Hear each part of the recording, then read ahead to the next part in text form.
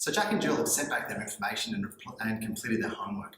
What we're able to do is to identify exactly where there are some potential financial inefficiencies and really help formulate where we can fix things up before we move forward. So as you can see behind me, Jack and Jill had their own home. Their own home has been valued at $520,000. You'll also notice there that their loan amount is $400,000.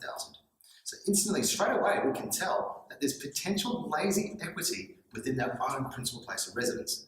This is very, very common for most people. They don't understand what a gold mine they're actually sitting on within their own property. So step number one, which you identified, is lazy equity.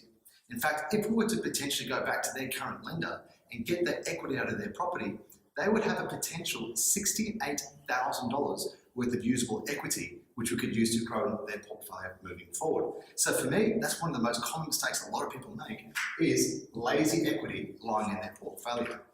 The second thing we'll see there is that they have an investment property. Now, if there's an older investment property, we know that their income is pretty strong, but with good income comes a huge amount of tax. Unfortunately, it's a cost of doing business whilst growing a property portfolio. Nonetheless, they had already purchased this investment property. It is a bit older, so the tax benefits are minimal. However, the important takeaway for me is that the banks have done a great job of cross-securitizing their investment property with their principal place of residence.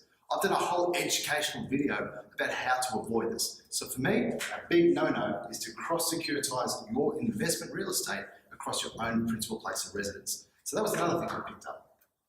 We also know that Jack and Jill had about $40,000 of hard-earned cash that they'd saved into a bank account. Now, it's kind of unfair because the hardest part of getting started in investing is to get your first 2 or 3 properties because you need to save up the cash to do so.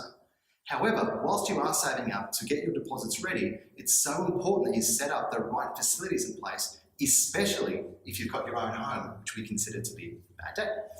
So with Jack and Jill, they have $40,000, which isn't effectively being offsetting any of their bad debt that they currently have in their own home. So we picked up no offset account. Very, very important to get this basic stuff all sorted out. The other two things is we looked at the loan type that they have with both their principal place of residence and their new investment property. And we established that they are paying exorbitant amounts of interest rates. So I don't know about you, but banks shouldn't get paid more than they need to be paid. The other thing too is the actual type of loan that they got was all completely wrong. Both properties were done by principal and interest.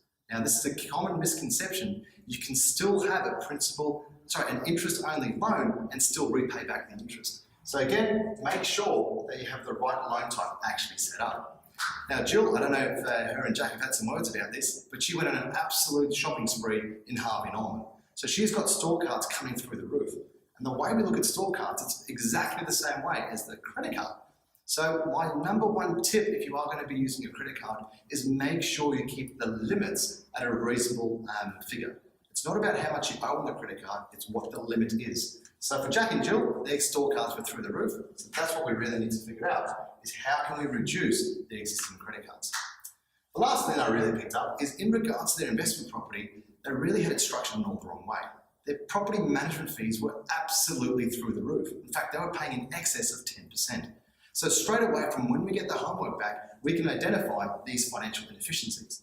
One common thing which a lot of people don't know about is the ability to invest in real estate through superannuation. Now, I'll put a little asterisk here. It's really important to speak to a qualified financial planner or an accountant when it comes to talking about this. But as you can see there, combined, they have a great superannuation balance, which identifies an opportunity for us. So I hope you've got a good snapshot of where Jack and Jill sit today.